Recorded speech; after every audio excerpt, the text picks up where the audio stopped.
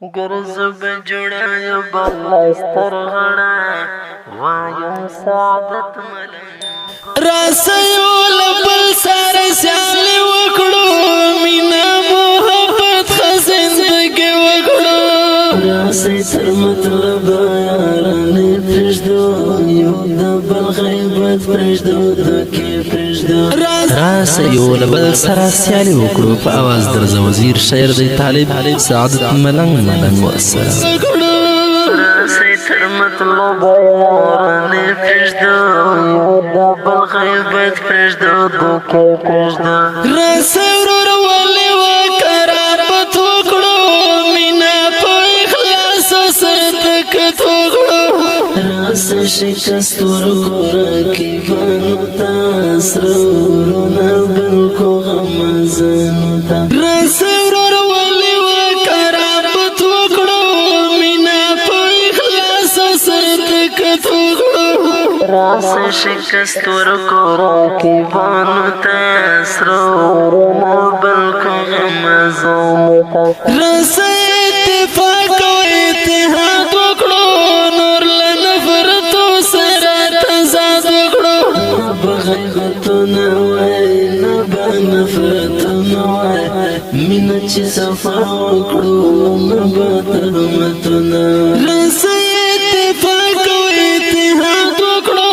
نور له نفرت سره تضاد وکړو نه بغیبتونه وای نه به نفرتونه وای مینه چې صفا وکړو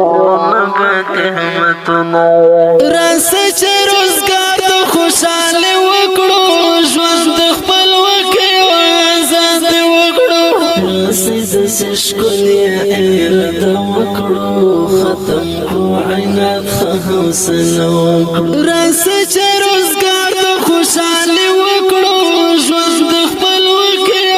آزاد وکړو راسي داسې ښکلې اراده وکړو ختم کړو عینات ښه حوصله وکړو راسي چې ریاض زړو وختونه کړو یو لبل قربان سره ځانونه کړو راسي چې اصلاح بیرته نیتونه کړو خادم مدرسې او مسجدونه کړو راسي چې ریاض زړو وختونه کړو یو لبل قربان سره ځانونه کړو راسي چې اصلاح بیرته نیتونه کړو خادم مدرسې او مسجدونه کړو راسي چې لږ پام کې عقیدې سسو خپل وطن کې مدرسې سسو د دنیا تیریږي عمر دی کمیږي پته لار چا ده که فقیر دی که باچا د څومره بې وفا ده راسي چې لږ پام کې عقیدې سسو خپل وطن کې مدرسې سسو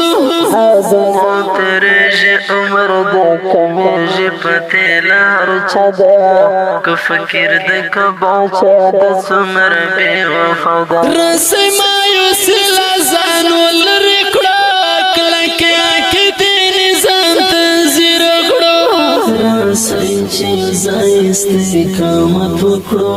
هر کار په اخلاص او عدالت وکړو راسي مایوسي له ځانو لرې کړه کله کې عقیدې نظام تنظیر کړو راسي چې ځای استقامت وکړو هر کار په اخلاص او عدالت وکړو راسي چې لاسونه سارا ورکړو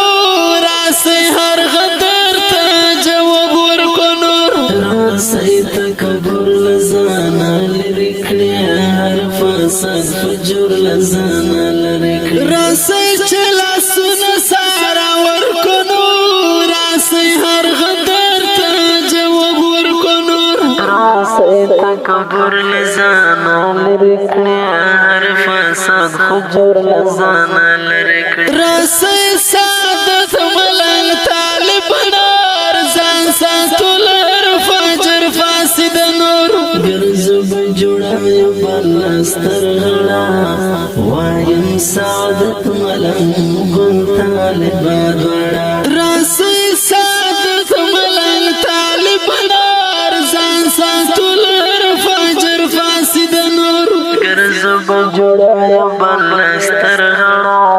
وایم راسي والبل ساسي والآواز درزم زیر شعر طالب سعادت ملنگ والسلام